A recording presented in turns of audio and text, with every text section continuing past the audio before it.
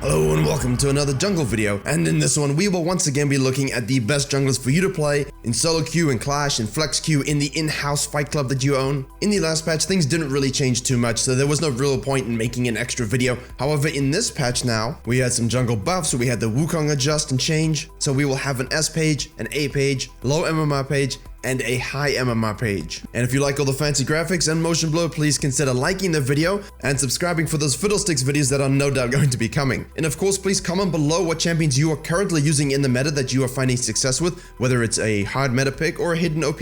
And now let's begin with the S page. You will notice that Elise still reigns supreme. That's because the larger meta has not shifted. That's because the other junglers that are super strong are more harder to use or have been nerfed either directly or indirectly by the meta at large, but Elise remains at the top. The thing is about her, the junglers that can do very well against her in game, even if we simply go from a win rate perspective, things like the Rengar, Volibear, Vi, Nunu, Trundle, Rammus even for some reason, all of those champs have very good win rates against Elise. The thing is, they either fall off heavy in high elo, or in Rengar's case they're just harder to use and people don't know how to exploit that advantage he has over her. And usually that's what determines if something is good in the meta. Can something counter it in any capacity, or does the pick simply dominate most of the competition? In her case it's the latter, and because of the focus on objectives and translating ganks into those, especially for Dragon Soul win conditions, she's going to remain here unless Riot does something or the meta drastically shifts. Now, some of you who have been playing solo queue in the last 2 weeks will not be surprised to see this green giant be second on the list. And he is. He's getting bans and Diamond Plus very frequently. The buffs to Cinderhulk took what was already a good champion over the top. There isn't a lot of champions that you can play into him and think, hey, you know what, I win in all phases of the game.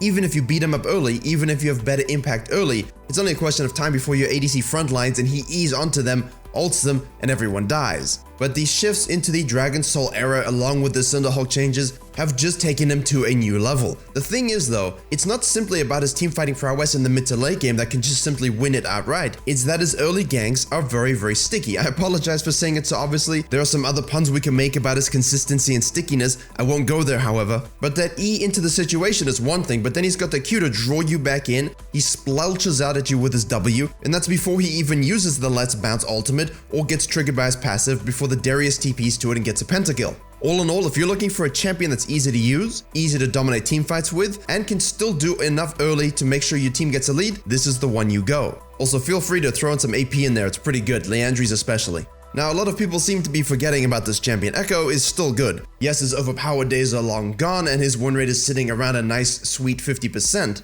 But this is a kid who messes with time and his scaling is still obnoxious. The fact that you can miss all abilities, simply press R and get a kill, shows you how forgiving he is, but at the same time imagine if you were good with the champion and hit all your spells. Given his win rate, I don't think he's going to get touched again. His Dark Harvest build can still be very oppressive. It does feel like there are better ways with other champions to deal with him at the moment. I know I can deal with him as Evelynn. You've got the Warwicks and the Rengars and the Elises, they all do fine into him and that's kind of tempered his overpoweredness to a degree. But if you're really looking to 1v9, get the split push going, flank the ADC, Echo's still very much good for a lot of LP. Oh Master Yi, what are we gonna do with you? You oppressive, obnoxious, auto-attacking, fly across with a stink insect looking weirdo. Look, let's just face it, most of us hate this champion. I go from my main to my Smurf, I'm still banning Master Yi. I just don't want to see it in my games. Obviously in higher elo, you're talking about Taric Yi Funnel, which we hope Riot finds a way to deal with without simply, punishing jungler's experience in lane. Yi's reliability on getting like 1 or 2 kills just to snowball into his co-itemization means that once they get ahead, there's not much you can do about him. He's very difficult to lock down in an uncoordinated way, and he just rips through with true damage. The thing is though, if you are coordinated with your mid laner or simply playing a better jungler, you can invade, you can suppress him, you can keep him behind, but you better know how to end the game, because if you don't end the game, you give him some of those shutdowns, you're not going to have fun. Now, we don't need to say much about Trundle because we talked about him specifically in the last video, but he's very good at the moment. Very strong into things like Zac, very strong into things like Sejuani and other tanks. And not only that, he's good into melees. He's very fast around the map. He can be literally anywhere with that big pool of ice, but simply put, his play rate isn't high. For some reason, people don't want to play this. They don't think it's a fun playstyle. But if you really like to run into the enemy's face, you like to shut down tanks, this is what you should be picking. Still very good, still top tier, just not played a lot. Maybe it's the nose, right?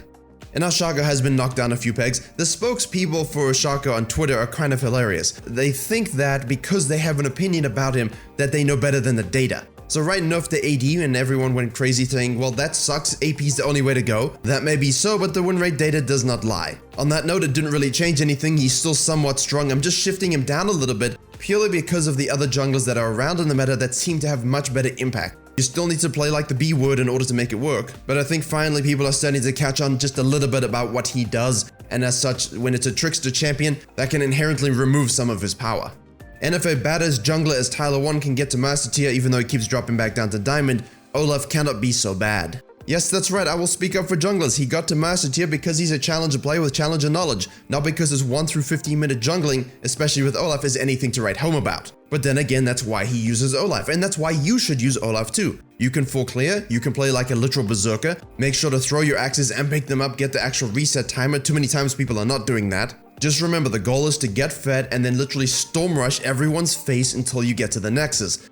And finally, on the first page, I have to talk about Virkayu. She's one of my core mains, as I keep saying, and her win rate data simply cannot be ignored anymore. She's still best in Diamond. She can be played in Gold. Just remember, the difficulty with her is not in her mechanics. People always confuse that. Yes, her mechanics are not easy, probably medium difficulty in terms of getting used to it, but at the same time, that difficulty is in navigating those team sets with your burrow, with your knockups, with your long-range Q snipes, using the ultimate to dodge abilities. It's hard to explain, but essentially when she's in those nitty-gritty situations, knowing when to use what abilities very quickly while using them to outplay enemies is a key component of what makes a good Virkayu, and why she specifically always does well in the high elos. Add into that, you must win the game before you get too late, otherwise the Zacs, the Master Yis, the Rengars, they're gonna take over the game and you're not gonna have much power. Get fed, get your heralds, get your dragons, make sure the game is won by 25 minutes and you close out soon after. Alright, that was quite a long S tier page, but because of the shift I felt it was necessary to add some context. Now we move on to the A tier page, and you will see that Nunu has risen the ranks just a little bit. I think he's better than Kha'Zix and Rengar at the moment.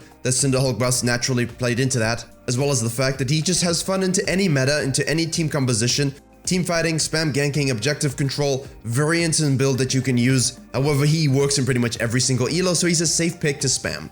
And I'm saying he for the ease of speaking, not because I'm ignoring Willump, he is actually my favorite. The Pretty Kitty is now second on this page. He is ahead of Kha'Zix in win rate, where a lot of champions and assassins can struggle the later the game goes when they get CC'd and dealt with. Rengar has that empowered W and also has the ability to completely annihilate about 2 or 3 people before a fight even begins. Of course, that's what you're looking to do. He has the added ability to split push with great effect, variants in his build paths. I've made a dedicated guide on him. I will put that on the end screen for you. And even though the tier match shifts were, to general champions, they put specific notes about not giving Rengar too much power from it. However, the added stats to a completed Ravenous Hydra just means that ultimate late game fantasy is even more enjoyable. Kha'Zix doesn't really like tank metas because he gets CC down and struggles to get things going.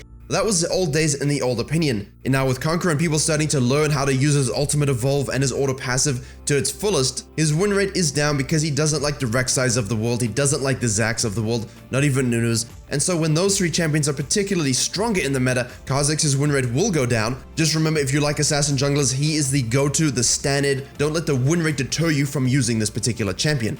Only pick Rengar if you're more alpha. After the tier match changes last patch, Warwick's win rate went up a little bit. He of course does like the Cinderhulk shift as well, even though it's very minimal on him, and I still recommend good Warwicks going for AD builds and things like that. But when Zac and Elise dominate the meta, Warwick says, hey, I'm okay with that, I can deal with both these champions, specifically Elise. His Q damage being percentage HP in nature means he doesn't mind tanks as well. Although again, as a main, I don't think he is a cut and dry OP pick like some tier lists are saying. I still think he has his drawbacks, and there are many other junglers that can do what he does just as well, if not better. All that being said, he's in a very good spot, and you should pick him up and use him if you're looking for gold and to climb through platinum, which is the biggest hellhole I've seen until I play Doom Eternal later.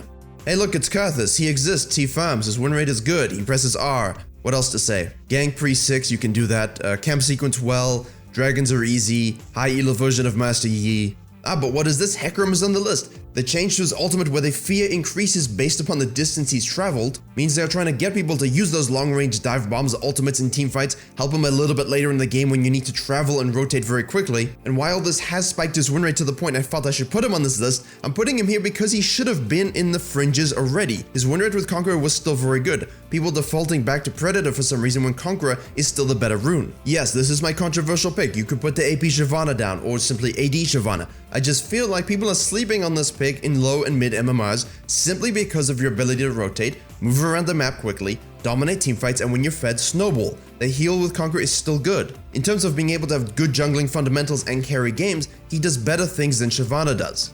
And of course, I don't have much to say about Graves, but I'm putting him on this list. The recent buffs brought his win rate up to 50%. Usually his win rate doesn't need to be too high to show that he's very effective. He can be oppressive if you know how to counter jungle. He can be oppressive if you know how to get a few kills and then just run people down. His increased tankiness because of the MR growth is good versus AP champions. You add in the low mana cost on his Q for the mid lane, that's why he's doing so well there, and you can probably see why this is the best marksman jungler. Despite the Kindred buffs, I'm not going to have them in this video, they did not put them over the edge. That's not the fix that they needed. However, it is welcome, and let's hope Riot takes notice and adjusts Kindred a little more, and then we can see them back on this list soon. Finally, I'm putting this monkey in here simply because he's looking very strong on the top lane. Huge 54% win rate at the top lane. That's usually the case because you get more gold, you get your item spikes sooner, and of course you get fed sooner. Because he's less about the burst now, you're seeing the Conqueror of Ruin actually have some good success from the jungle. People are suggesting a Tiamat to increase your farm capacity. The double knockup utility is very good. I think his jungle win rate will continue to go up, and he might rise in terms of the ranks of the tier list, so keep an eye on that as the patch develops. It's just that he's so strong on top lane now.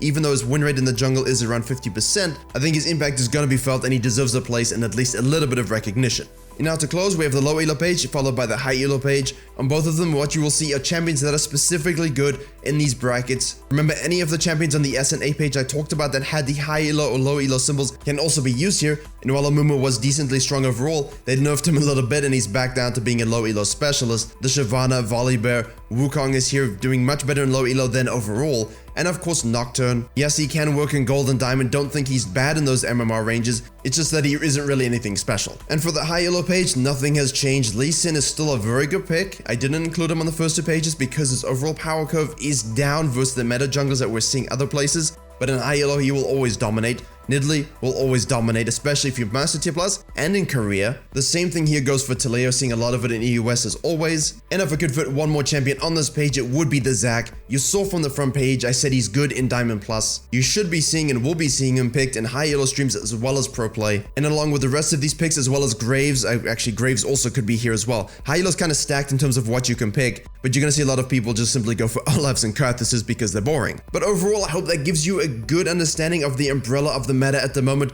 There are some fringe picks that I might not have mentioned that could be included. Let's keep an eye on those win rates. I am hoping that Fiddlesticks comes out with a bang and actually shift things around a little bit. I'll be able to find a pick from this video and perhaps get some wins from them. Thank you very much for watching. Please do like, share, and comment if you did enjoy the video. Please do subscribe for all the jungle videos coming very soon. And as always, I will see you all in the next tutorial.